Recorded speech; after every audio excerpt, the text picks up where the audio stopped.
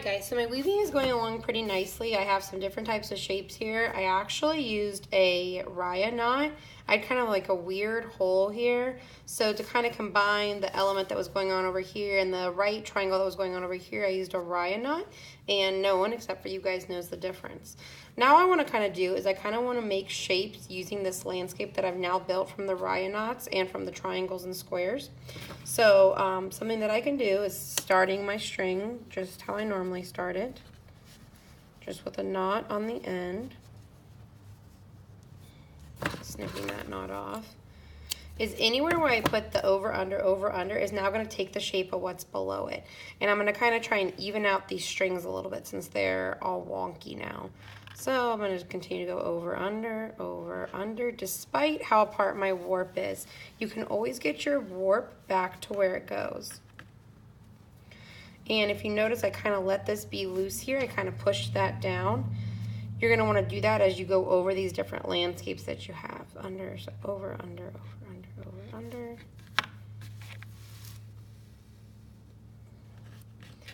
Again, you can kind of push that down. Even if you pull tight, loosen it up so then you can do what you need to do. Now we're going to be going up.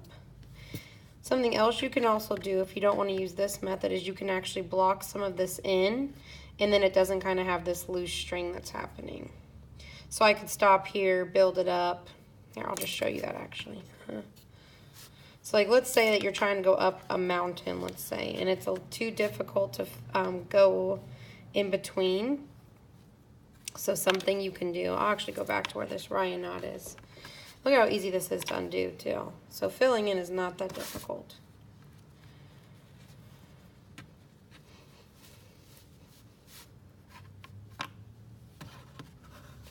So if I want to fill this in, I don't have to start and stop over something brand new.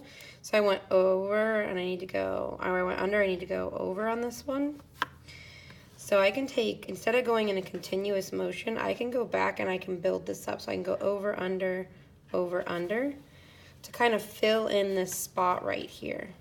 Over, or no, that was under, over. And then I can continue moving on because now I've filled that spot up. And that is easier to push down now. I can do the same thing over here in this kind of spot right here. I can go over, under. And then I can go back, under, over. And then I can continue going forward. There's a lot of flexibility with weaving. Over, under.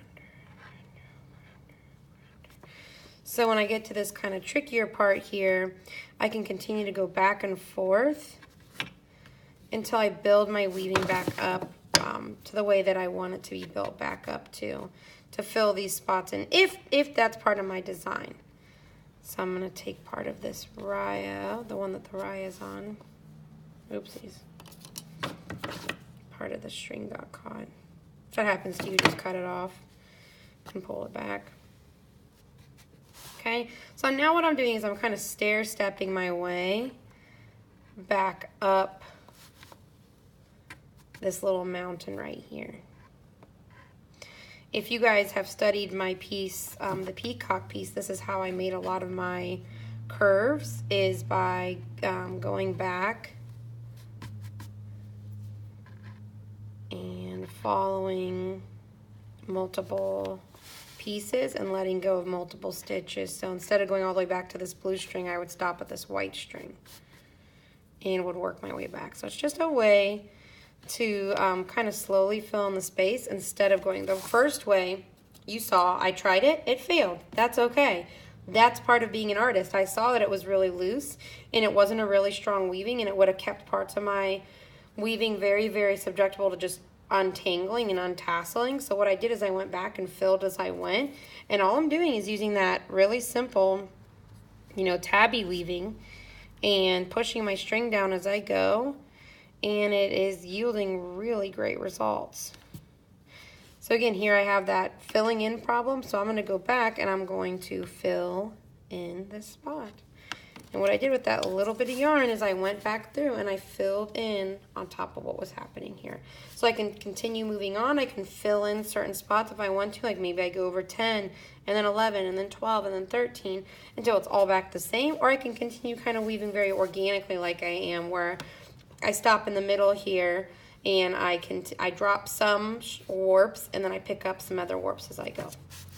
So it's just, you guys are going to be just weaving kind of based off of what you build and pretty organically. Don't think too much about it. Don't think too mathematically about it. It doesn't have to be perfect. So that is how you fill in spaces where you have built.